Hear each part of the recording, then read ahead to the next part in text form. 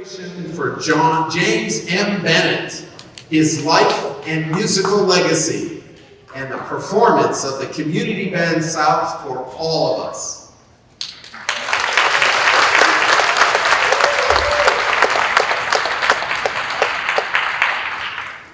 My name is Paul Fox, and I will be serving as your MC. This one is for you, Mr. Bennett. I'm wearing several hats, approaching my 5th decade in music education. I don't feel that old. Still active in PMEA, and I work with the marching band, which you might have seen practicing today out on the field. I retired from Upper St. Clair School District in 2013. I've worked closely with Jim Bennett for more than 35 years. And lately, I am trying my best to fill his awesome footsteps as chair of the Fine and Performing Arts Committee of the Community Foundation of Upper St. Clair.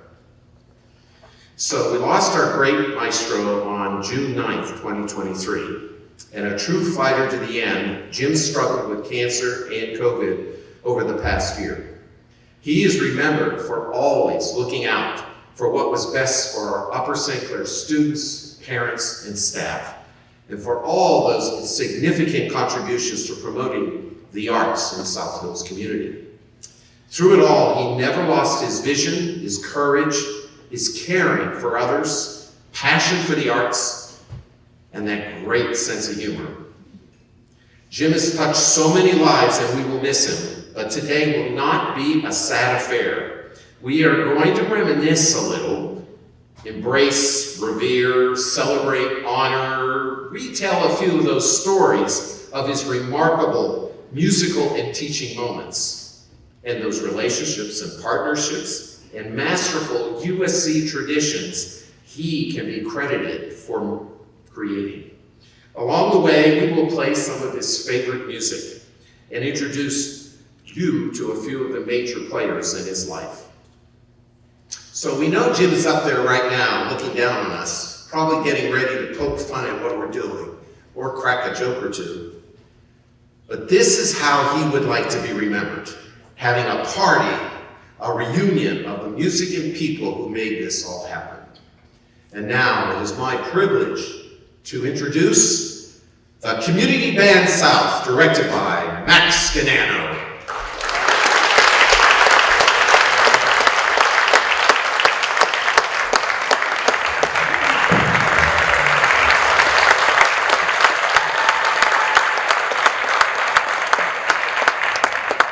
Ladies and gentlemen, would you please stand for the playing of the national anthem of Ukraine, followed by the Star-Spangled Banner, the national anthem of the United States of America.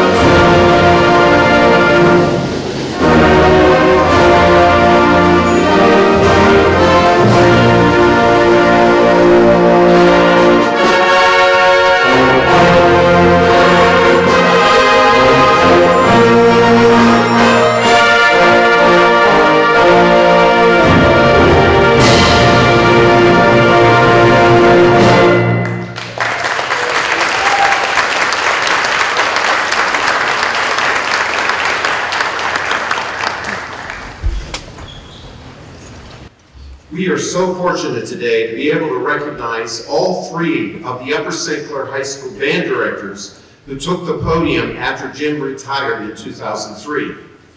First, I had intended to introduce you to our current Performing Arts Curriculum Leader and Director of Bands, Dr. John M. Seibert, who was to conduct the first selection, Song and Dance. However, I'm sorry to report that his dad suddenly passed away on Wednesday night, and John is in Indianapolis right now attending to his family. We would, of course, all like to express our condolences and best wishes to the Seibert family. Now, always the consummate educator, Jim would want us to learn about the music to which we will be listening to today. And we offer a few program notes, thanks to Maestro Max. This tongue-in-cheek composition, published in 2006, was commissioned by the Opening County Middle School Band in Watkinsville, Georgia. The song portion begins in the traditional fanfare overture manner, establishing a multi-meter, asymmetrical, rhythmic structure. The dance begins when the rhythmic figure of 7/4 becomes more regular and predictable and features numerous woodwind solos. We're looking forward to that. The work then returns to the song material to finish out this exciting composition. Max will now return to conduct Song and Dance.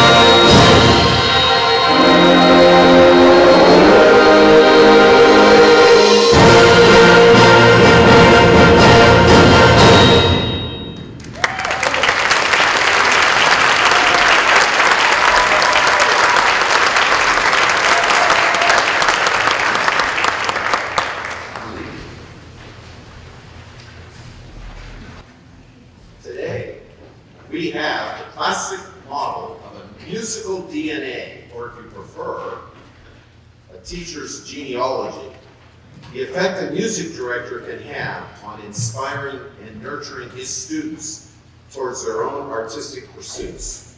Jim Bennett was known to say he took immense pride in the accomplishments of his students, and he often spoke of his good fortune having had the opportunity to share his love of music with literally thousands of musicians. Now, the first vision I have of our next conductor was probably not what you would expect. A drummer with all the negative connotations that term may imply. He was a handful in his early days in school bands. That was putting it mildly. I was there. However, I remember Sam coming to me as a junior at Upper St. Clair and asking if he could enroll in our top-rated panting choir. He said, when I graduate, I want to become a music teacher, and I need to have vocal chops. In his senior year, he surpassed everyone's expectations. He developed into one of our best singers and portrayed the leading role, Horst Vandergelder, in the spring musical Hello Dolly. I still have a hard time, though, getting out of my head the image of him in a coconut bra and grass skirts singing Honey Bun from South Pacific. He knocked him dead in our choral concert. Well, the rest is history. Perhaps even he would admit the roots of his self-motivation, personal drive, and musical gifts could be partially attributed to Jim Bennett and other of our Upper St. Clair music teachers like Frank Eisenreich, Bob Crisani, and Andy Rossini. And now, Sam is a world-renowned composer and festival conductor.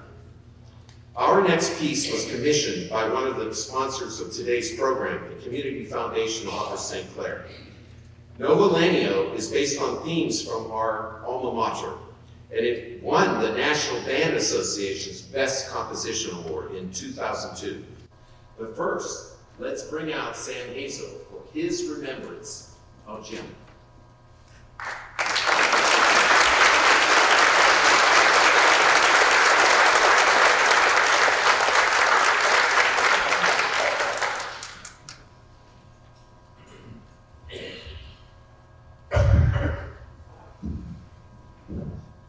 I know what you're all picturing now.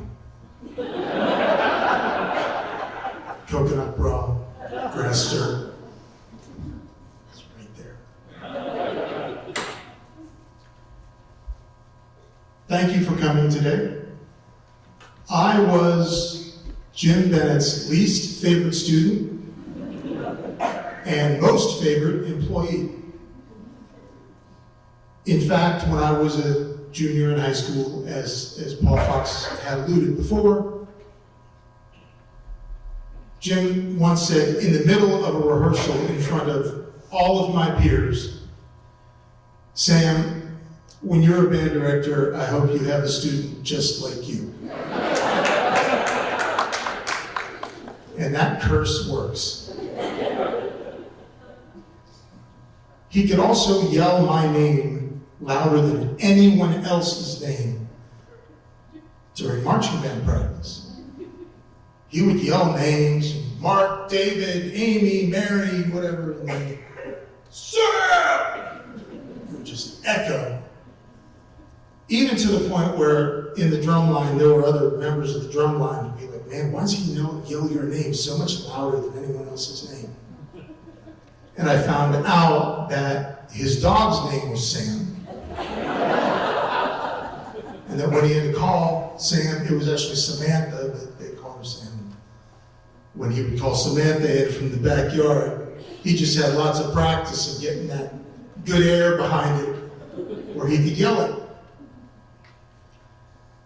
So I went to music school and went on to be a high school band director and a college band director. And the one thing that I appreciate most about Jim over the years is that he always let his experience guide his decisions, and I never really understood it even at the time as much as I understand and respect it now in hindsight of how he was always playing five-dimensional chess in a situation and working with people and sometimes working people to the ends that he needed or the band needed or the school district needed. As I said, I went on to be a high school band director and a college band director, and then I got a call asking me, from Jim, asking if I wanted to be his assistant near his retirement years. The goal was I was going to be the band director and Jim was going to retire, and he was going to groom me to be in that position. Genius move. Who better to get as your assistant band director than somebody who was your former student and somebody who was a high school band director and a college band director? Jim didn't have to give an instruction, didn't have to do anything, say anything. The buses would pull up, and you're like, Sam, and he'd just point. And I would do. And that's how I became his favorite employee. One of my favorite Jim stories that nobody knows, including his son Chris, who I said, listen to this, because nobody knows this story.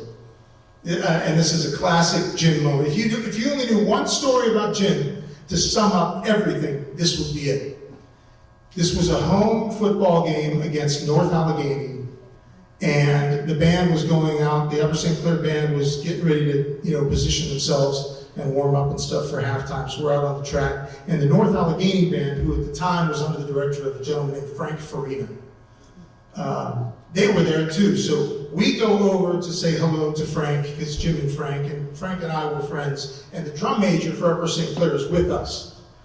So we go over to say hi, wish you luck, have a great performance, all of that. All of a sudden, out of nowhere, kid from the Upper St. Clair band breaks ranks, comes over. Mr. Bennett, I left my hat back in the band room.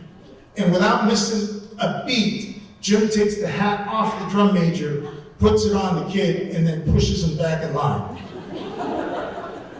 And I turned to Frank Farina and said, you should see what happens when they forget their pants.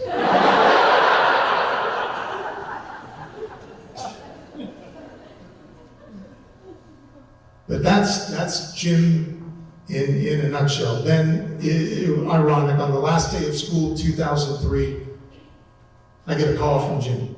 Hey, last day of school, I want to take you to lunch. I have something to discuss with you. I said, oh, okay, well, I have something to discuss with you. Because that day, the deputy superintendent, Kathy Luke, and I had a meeting, and she told me, she said, it would probably be wise for you to go and take a year leave of absence and try this music writing thing. Because you're not going to get that opportunity again.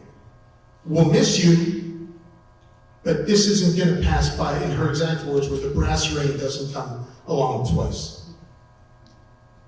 So I put in for a leave of absence, and Jim is about to tell me, I'm retiring, you're the band director.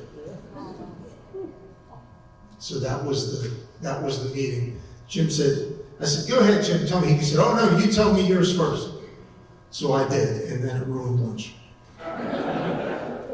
But it worked out. I respect him more every day. We've kept in touch, up until the end, we kept in touch.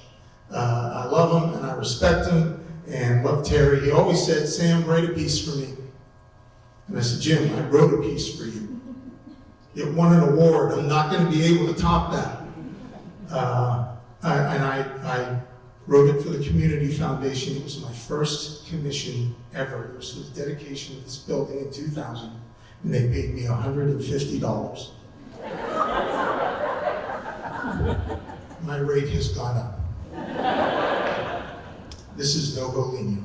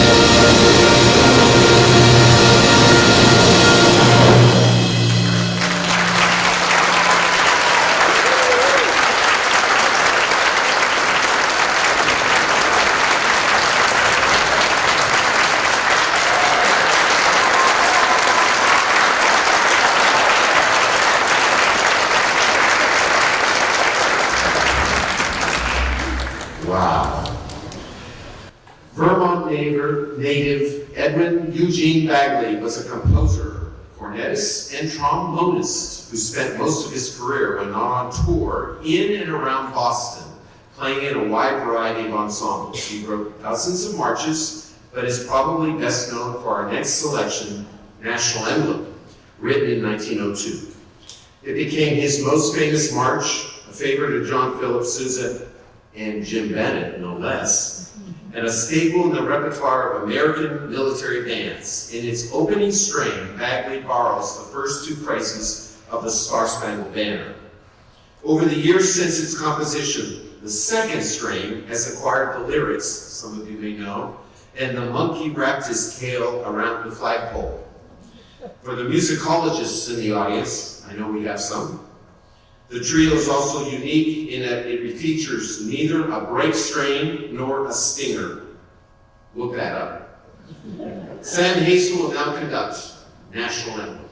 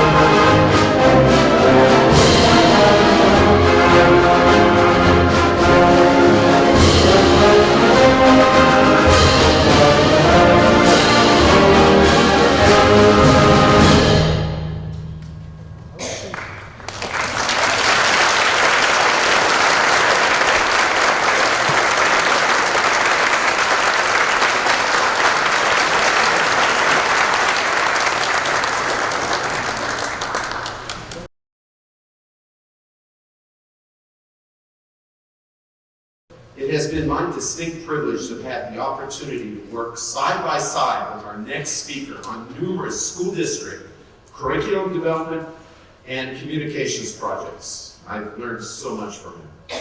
Always a major supporter of the arts, he has served as our associate principal, moved up to the head high school principal, then assistant superintendent, and finally acting superintendent, until he retired from Upper St. Clair in 2009. Now, no one may be more qualified to speak to what Jim Bennett means to the USC school community. Let's welcome Dr. Terrence J. Kushner.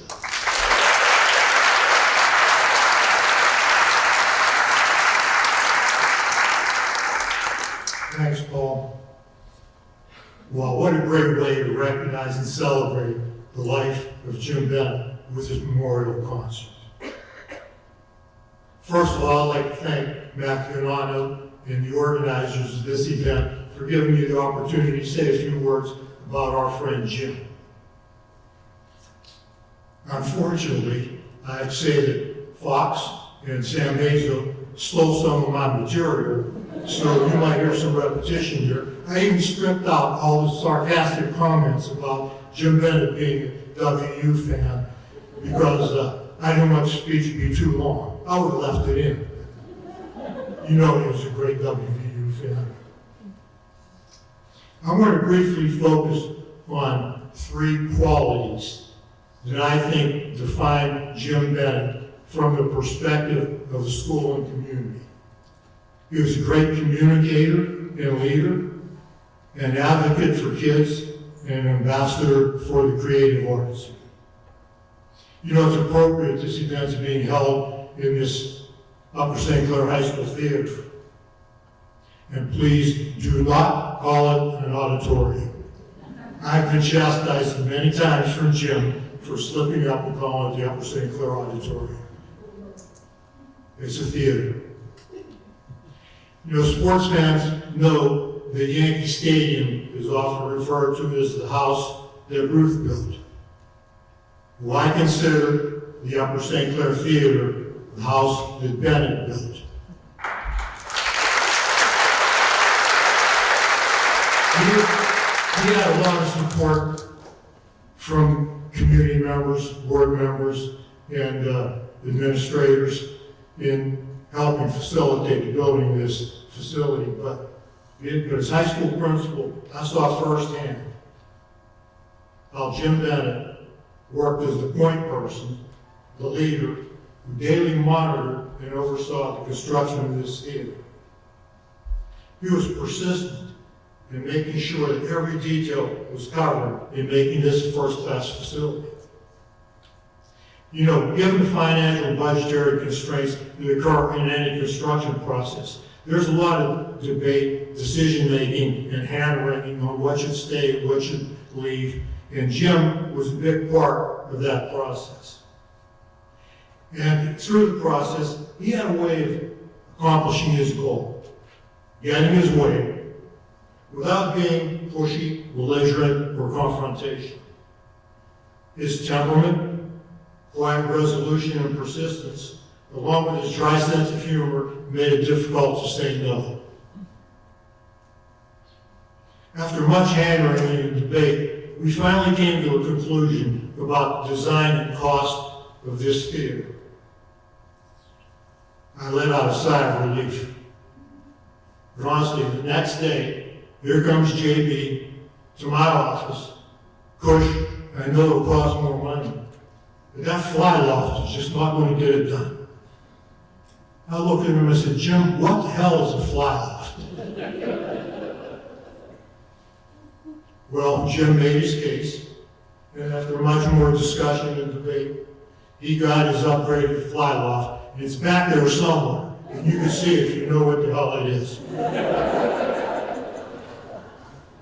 I teach a class in secondary administration, and in the very first class, I tell the students, you have to know your ABCs. That's athletics, band, and cheerleading. Those are the 3 things that will get you fired.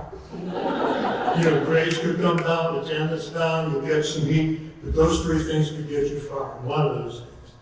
And while I was principal at Upper St. Clair, I have to tell you, I never had to worry about the B, the band. Jim Bennett took care of the band. He even helped me out on the A and C.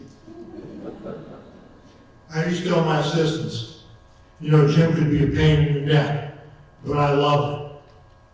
I love him because he never sought the limelight. It was always about the community and the kids, as Jim and Sam pointed out. When it came to students, Jim was always their biggest advocate. He had a band of over 300 kids, and he found a position for every student, whether it was a drum major, musician, color guard, majorette, or band manager. They belonged. They found a niche with Jim Bennett. It always amazes me when I go to the Upper St. Clair Hall of Fame induction that not only successful artists or musicians, but also doctors, lawyers, scientists, businessmen, etc., identify Jim Bennett or Paul Fox as their favorite and most influential teacher.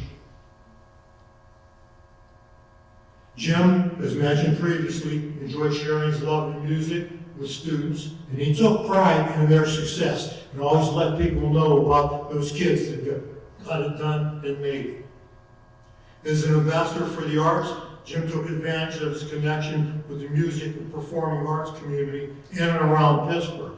He was really connected.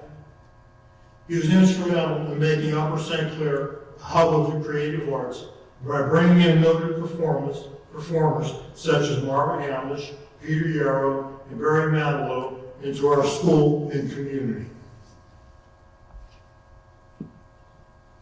Jim was also influential in bringing River City Brass Band and Town Hall South to this theater. He, along with Dean Streeter, founded the Community Band South. Yes, Jim Bennett's handprint is all over the many successes of the school, students, and community, and he has greatly contributed to the fine reputation of this school district. Terry, Pam and I will miss JB. We plan on continuing our River City Brass Band tradition with you, Claire, John, and Pat. And may the success of the Creative Arts program in Upper St. Clair to continue in Jim's memory. Thank you.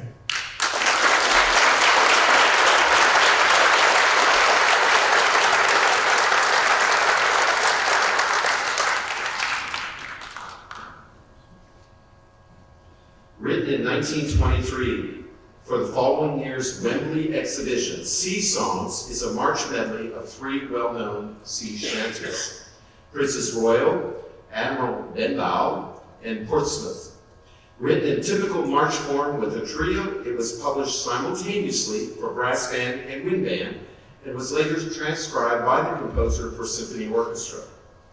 It should be noted that Sea Songs was originally intended to be the final movement of Vaughan Williams' folk song suite. Let's bring back Max Gananov to conduct Sea Songs.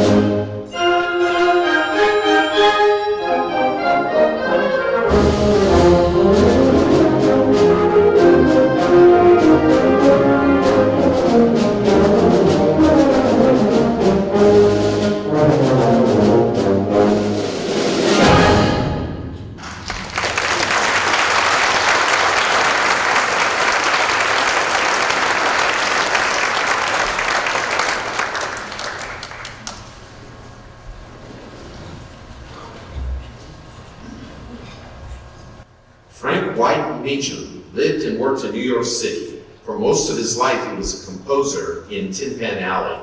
His most famous and enduring composition, American Patrol, was published as a solo piano piece in 1885 and a wind band version in 1891.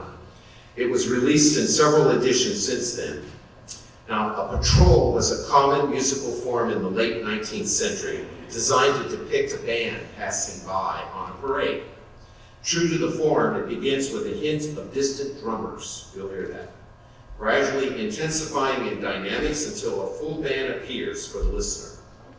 In the process, we hear a medley of familiar American tunes, including Columbia, Gem of the Ocean, and Dixie. Every wind band version adds an accelerating coda to the tune of Yankee Doodle that ends the piece in a chorus. Now, when he retired, Jim Bennett passed on his baton to our next guest conductor, another USC graduate, this time the class of 1992, an extremely gifted trumpet player who was a student participant in all of our high school marching, concert, jazz bands, and orchestras. One fond memory I have of him is the playing of a solo on the White House lawn during a South Hills Junior Orchestra tour. He is currently the foundation of our band program, teaching beginning instrumentalists in voice. Don Piquel will lead the community band's next selection, American Patrol.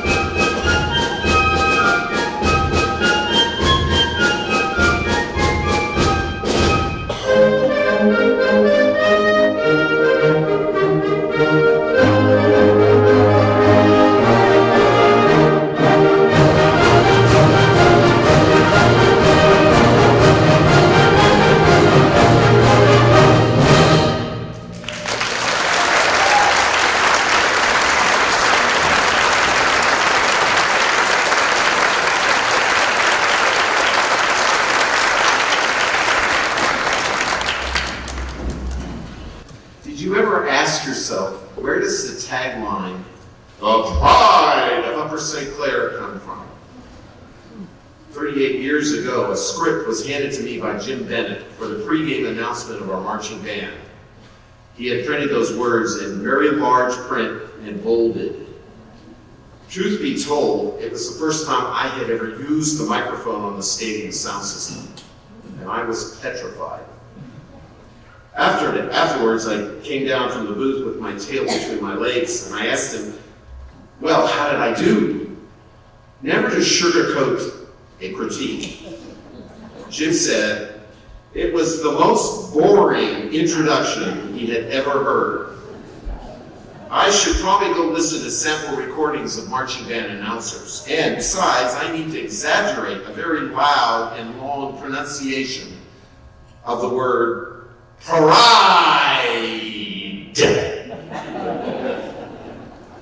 By now you probably guessed the origin of the pride. If you go to band festivals across our region, anybody that went to West Virginia University? Sharing a father's and grandfather's love of the pride of West Virginia, the Mountaineer Marching Band, and representing 3 generations of Bennetts to graduate from WVU, a band director in his own right. Let's welcome to the stage for his remarks our next guest conductor, Jim's son, Chris Bennett.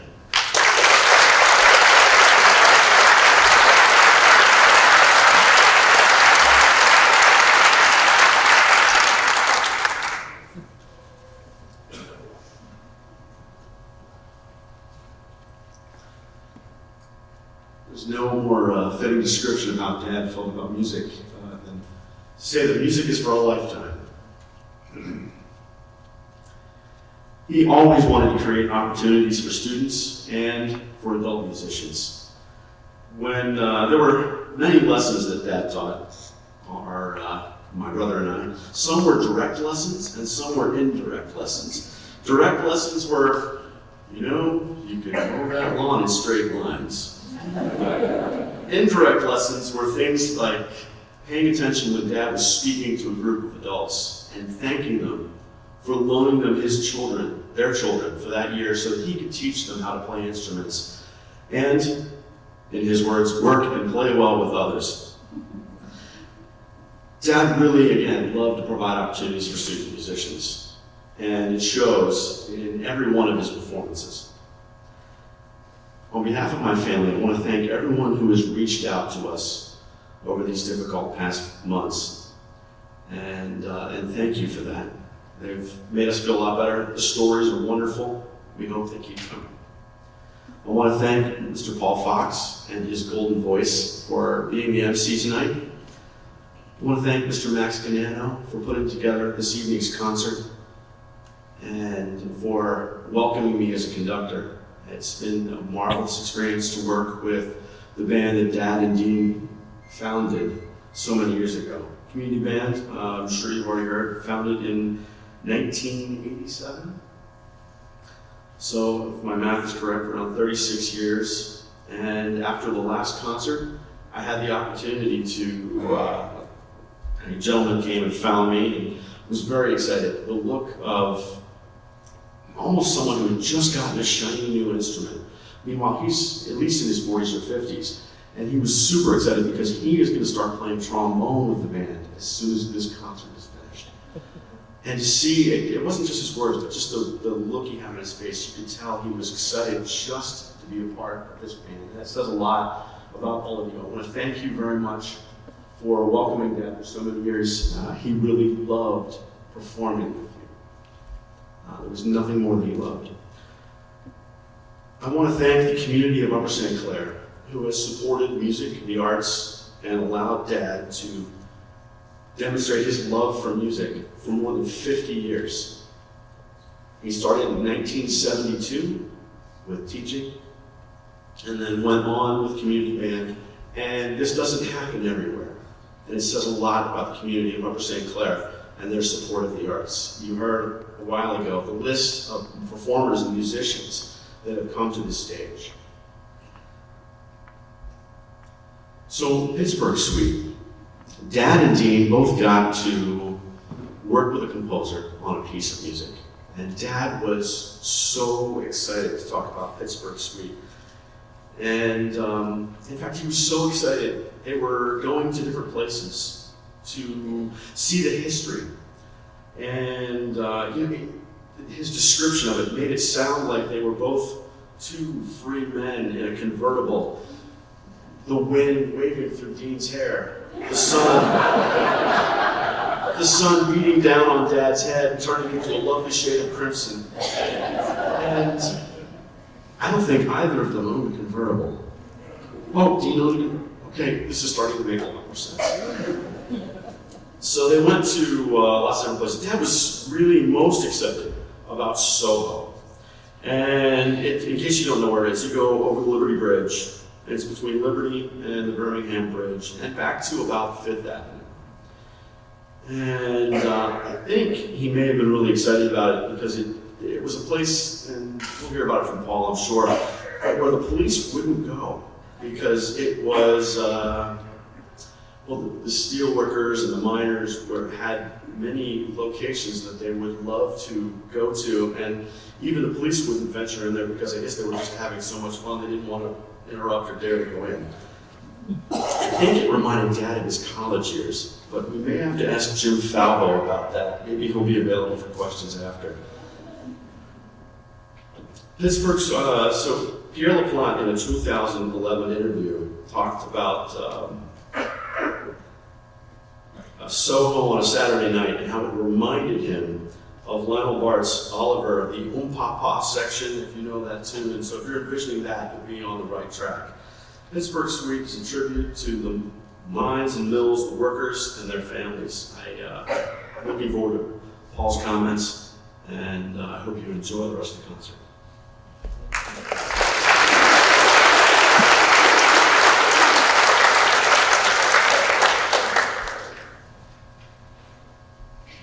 The product of an idea the CBS founders, Jim Bennett and Dean Streeter, had in 2009 was to commission a composition, as you just heard, that would celebrate the songs of the working people of Western PA. The result was a Pittsburgh Suite, composed by Pierre LaPlante. 6 short movements performed as a single unit that demonstrate the different cultural origins of each song. The movements are, I should tell you, the first movement is the 20-inch mill. When we had that mill, we were able to create those pieces of metal that hold all of our skyscrapers together.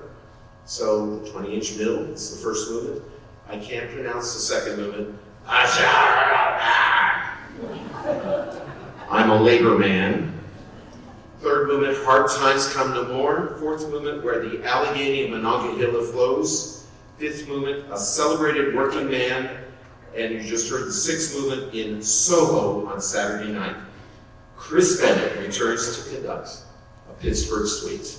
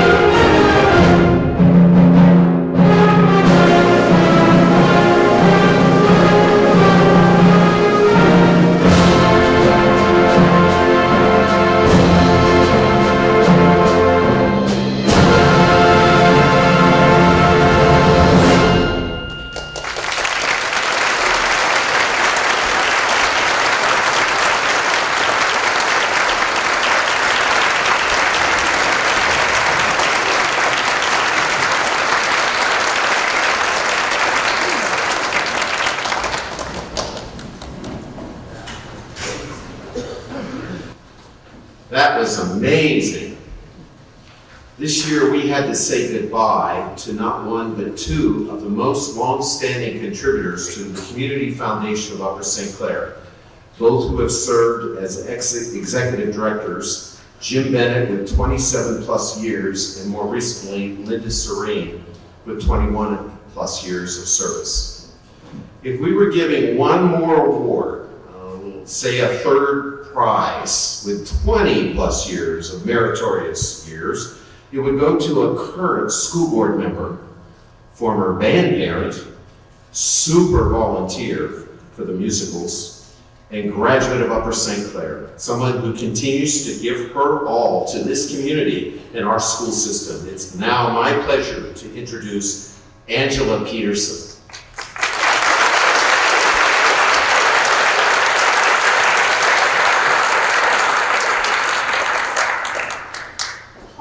Way too generous, but I'm very honored to be here today to say a few words about my friend Jim Bennett.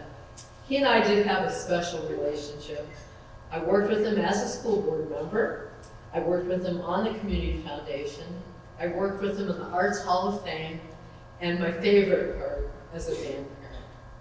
Dr. Kushner did a wonderful job recalling Jim's amazing impact on the district. Jim was responsible for giving Upper St. Clair the A, the arts. The entrance you came in is the arts entrance. On the other side is academics. The side to the rear is athletics. Those 3 A's are what we honor with our Hall of Fame. Those 3 A's are what make our district special. Jim was special because he did give us the A. His enthusiasm for the arts was contagious. I'm horrible at singing. I don't play an instrument. My family never let me sing Happy Birthday. But Jim taught me an appreciation for music that when I hear beautiful singing, when I hear beautiful music, it touches me. I came to that late in life. I didn't meet Jim Bennett until Linda Serene introduced us when I was a PTA president. Shortly after that, I went on the school board, and Jim and I had a very special connection. I feel a lot of satisfaction because he had ideas, and I was a little bit of help sometimes.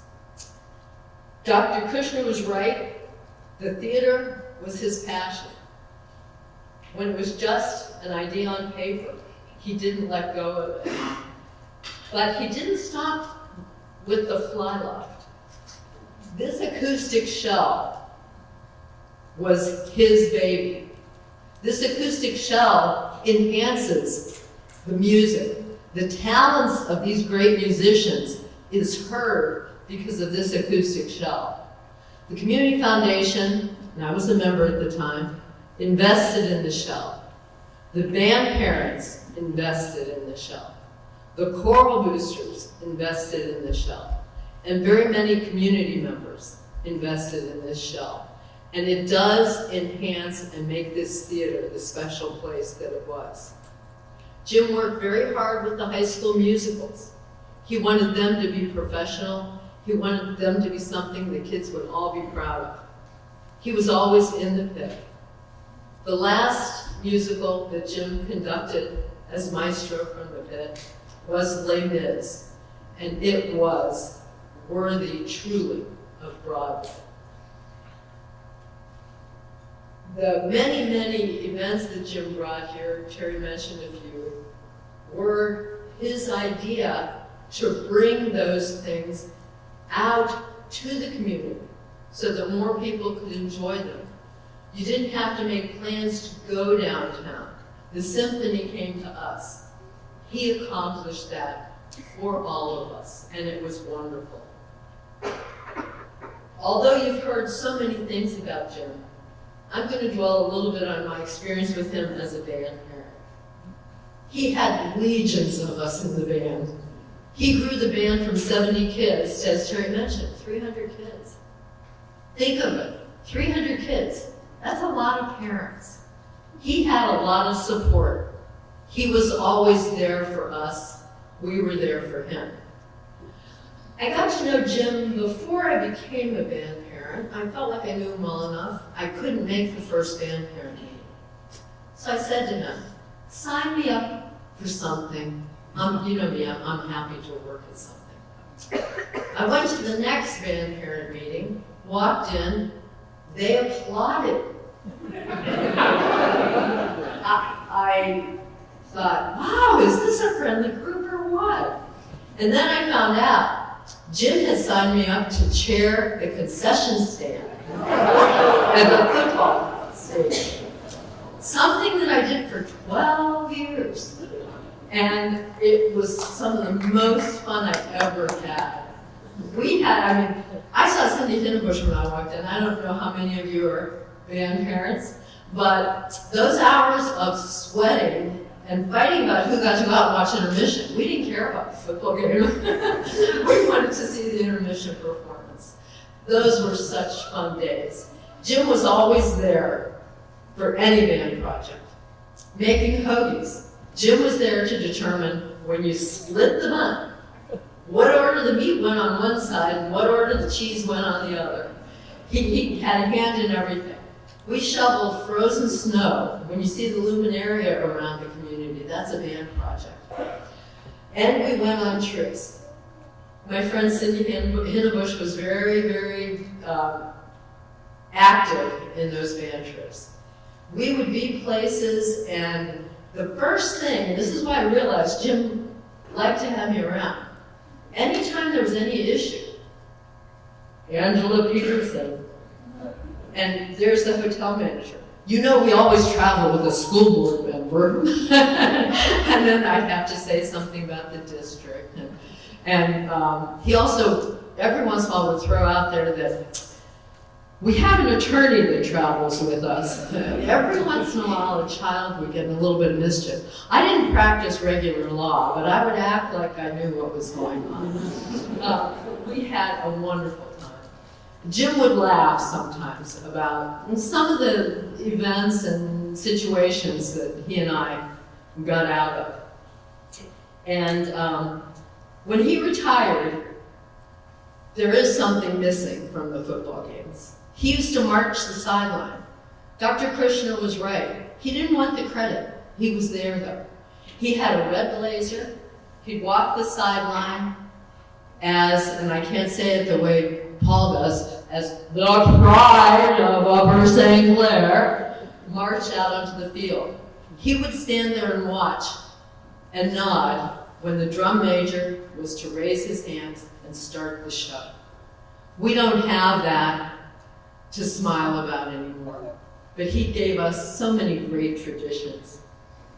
His band was not only overflowing with kids, it was overflowing with caring and acceptance.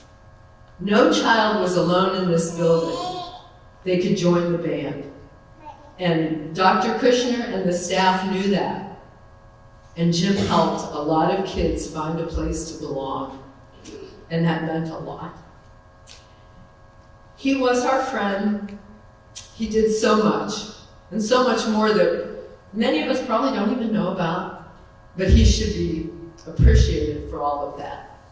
And if I could take one more moment of your time to allow me an indulgence, sit back, close your eyes a little bit. Imagine those pearly gates. Look, there's an angel in a red blazer with his wings coming out the back. There's an assembly of angels sitting on the risers, looking, waiting for the downbeat. That's Jim. One day, Jim will be there to ask us to join his band. Thank you.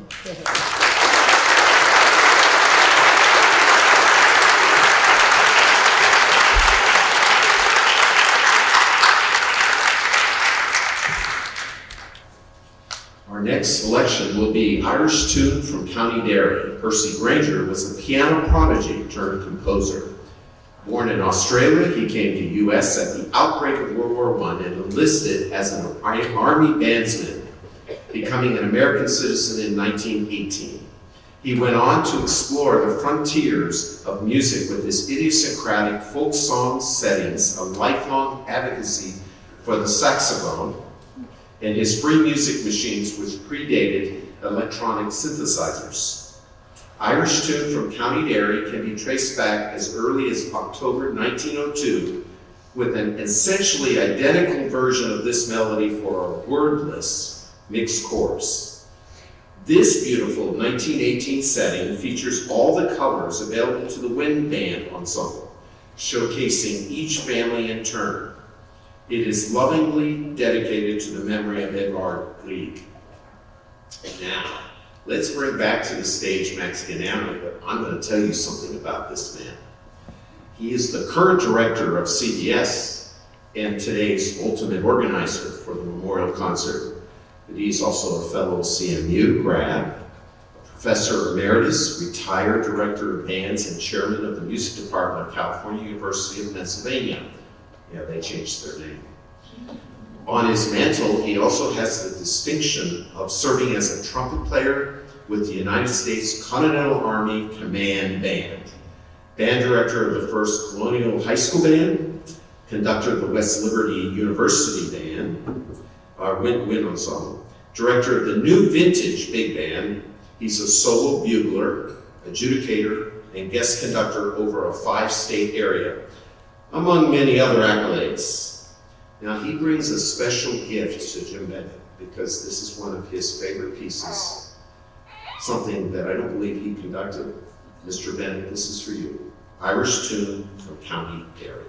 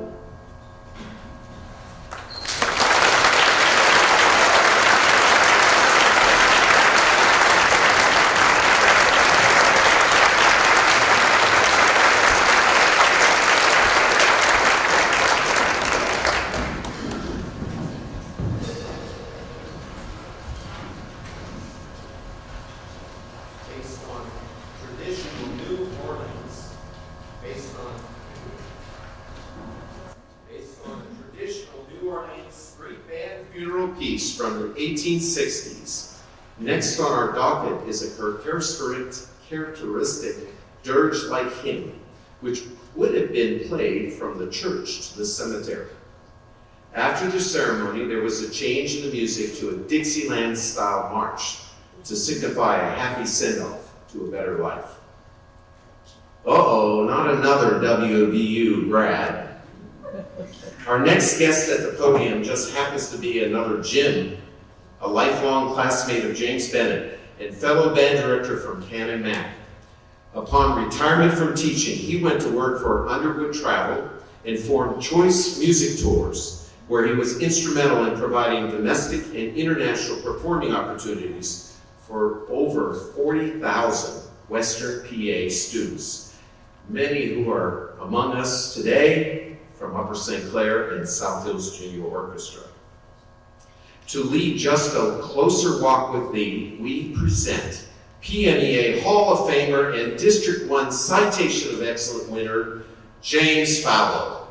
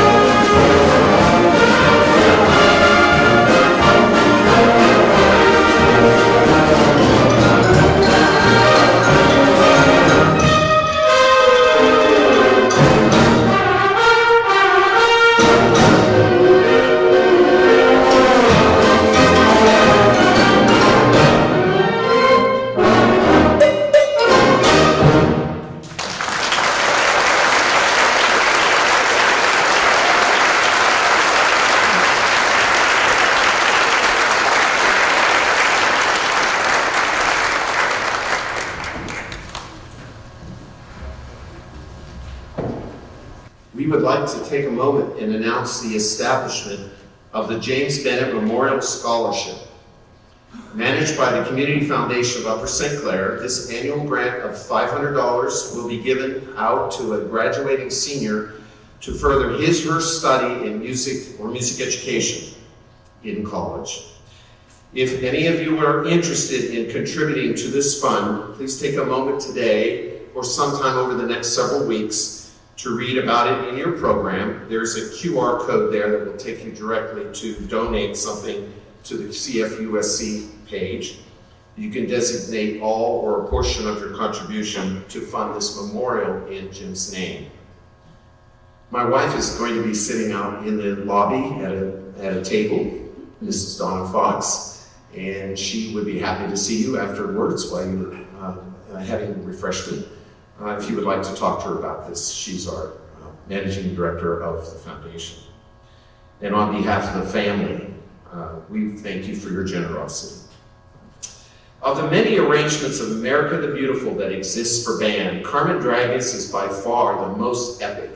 Dragan was a conductor, composer, and arranger whose works include numerous film scores, a long engagement with the Hollywood Bowl Symphony Orchestra, and a long-running classical music show on the Armed Forces Radio Network. He originally wrote America the Beautiful for orchestra in 1958 and arranged it for wind band in 1963. James Fowler will now conduct America the Beautiful.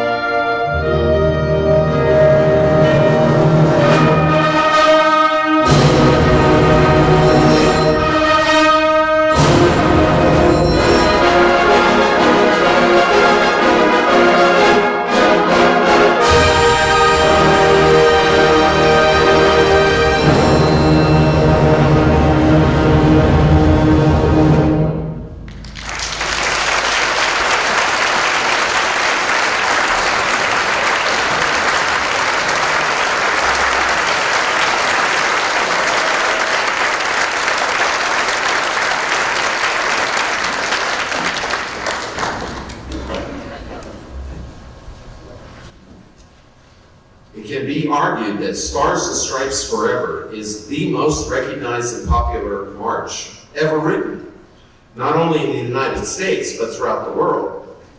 Penned by John Philip Sousa in 1896, shortly after returning from a European vacation, it was originally not well received by the publishers. What did they know? But eventually, its popularity grew with each passing year until 1987, an act of Congress declared it to be the National March of the United States. As Max Scanano returns to the platform for our grand finale and encore, I would like to thank all of you for attending our celebration concert. Hey Jim, how do we do? I think he was satisfied too. Invite you afterwards to enjoy a reception in the lobby for refreshments, maybe to share your own story about James Bennett. Take it away, Max.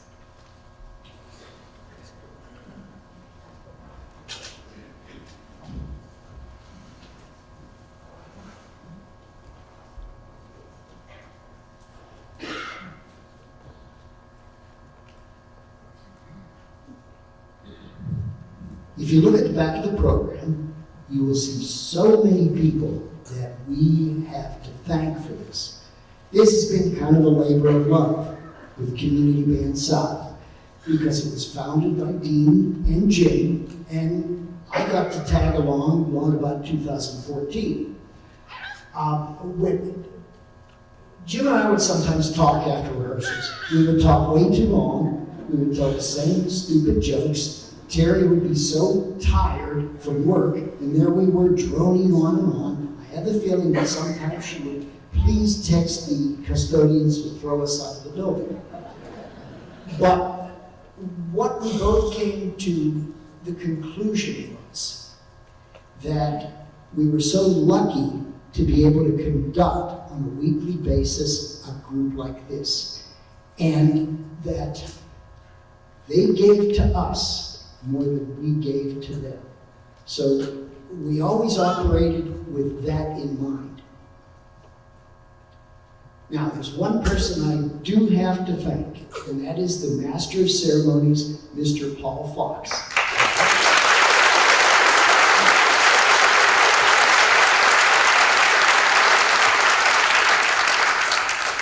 There's a band performance that he's actually late for, and he said, "What do I do?" I said, "Hang around till I start talking, then I'll buy you enough time to get out of here." So he did that. Now, Jim and I would usually finish the concerts with the Stars and Stripes Forever because we would begin with the national anthem and end with the national march. So Jim loved to be on the podium and just connect it, which left me not much to do. So what I would do, I would walk around the audience and thank people, and that's all very nice, but we would sometimes talk and say, "Holy mackerel, you know, some people clap, some don't," and I thought to myself, they are gonna play this march by themselves. They don't need me. They're gonna do just fine. But I have to do something, because if I'm not busy, I'm gonna get in trouble. So I decided I'm going to conduct you. So here's how it works. We are going to make sure that this is an absolute timed clapping thing. Now, unfortunately, you have to clap on 1 and 3. Because of our DNA chain here in Western Pennsylvania, we automatically clap on 2 and 4, because that's the way it was meant to be. Because we know polkas. Well, someplace up in Vermont, or maybe, I don't know, Idaho or Hawaii, somebody started clapping on 1 and 3, and so everybody has to do it. So we're going to do it this way. So here's how it's going to work. When I want you to clap, it's going to be this, and I'll start you. When I want you to stop, it's going to be this, and you'll stop. When I want you to clap quietly, I'll do this. When I want you to clap loudly, I'll do that. Now, the one thing that Jim and I understood, and every band director knows, you've got to practice. So let's try that. Ready? Here we go. 1, 2, here we go.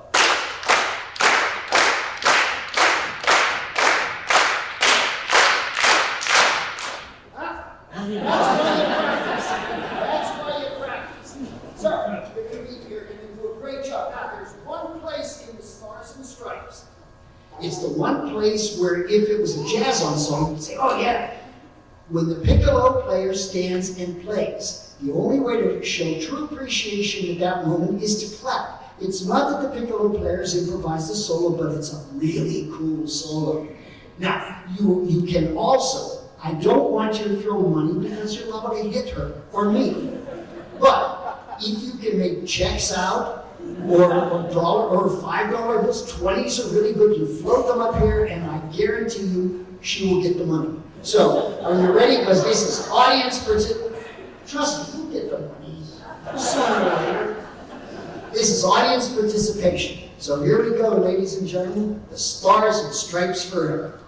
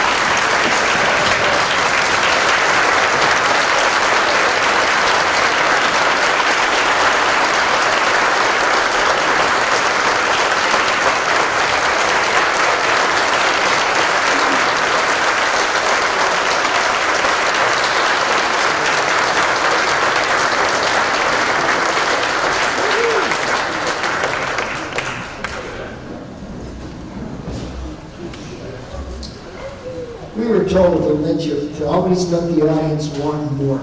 But now you have to want more. Thank you very much for attending. We hope that this has been a wonderful experience for you as well as us. Thank you.